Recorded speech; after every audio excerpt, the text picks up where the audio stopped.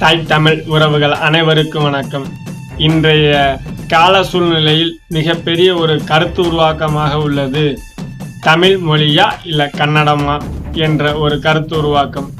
ஐயா கமலஹாசன் அவர்கள் அவருடைய பட முன்னோட்ட விழாவில் அவருடைய சக நண்பரை பார்த்து அவர் இங்கிருந்தான் அங்கு போனார் என்ற கருத்தை முன்வைத்தார். அதாவது தமிழிலிருந்தான் கன்னடம் வந்தது என்ற ஒரு கருத்தை முன்வைக்கிறார்.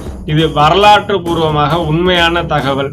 அதை அங்கு உள்ள கர்நாடகாவில் உள்ள சில அமைப்புகள், சில முக்கியமான தலைவர்கள், அதாவது முதல்வர் முதற்கொண்டு அதை ஏற்க மறுக்கிறார்கள். தமிழ் மொழியில் உள்ள சிறப்புகளையும் பெருமைகளையும் நாம் எடுத்து சொல்ல வேண்டிய கால சூழ்நிலை. அது நாம் எடுத்து சொல்லாதது நம்முடைய அறத்தை குறிக்கிறது. தமிழ் மொழி எப்பொழுதுமே சிறந்தது என்பது அது அனைவருக்கும் தெரிந்தது. நாட்டின் பிரதமராகிய ஐயா நரேந்திர மோடி முதல், அதாவது உலகில் பழமையான மொழி தமிழ் மொழி தான் என்று நாட்டில் உள்ள பல்வேறு நாடுகளில் சென்று சொல்றாங்க. அதுபோல எந்த ஒரு மொழியின் துணையும் இன்றி இயங்கக்கூடிய உயர் தனி செம்மொழி அடையாளத்தை கொண்டுள்ளது நமது தமிழ் மொழி. நம்முடைய சங்க இலக்கியமான தொல்காப்பியம், அதாவது கிபி 1ஆம் நூற்றாண்டில் உருவாக்கப்பட்டது.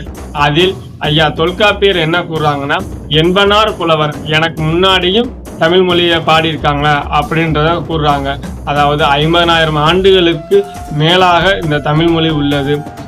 ஏறக்குறைய 3000 ஆண்டுகளுக்கு மேலாக இலக்கண குறிப்பே உள்ளது என்றெல்லாம் கூறுறாங்க மொழியியல் ஆய்வாளர்கள், மொழியியல் அறிஞர்கள். தமிழ் மொழியுடன் சமஸ்கிருதம் கலக்காமல் எந்த ஒரு மொழியும் உருவாகாது என்பது வரலாற்று உண்மை. தமிழ் மொழியில் சமஸ்கிருதம் இணைந்தால் மட்டுமே கன்னடம், தெலுங்கு, மலையாளம், உருது என்ற இந்த 4-5 மொழிகளும் உருவாகிறது. அப்படி சமஸ்கிருதம் கலக்கவில்லை என்றால் இந்த 4-5 மொழிகளும் இல்லை. இதுதான் வரலாற்று பூர்வமான உண்மை.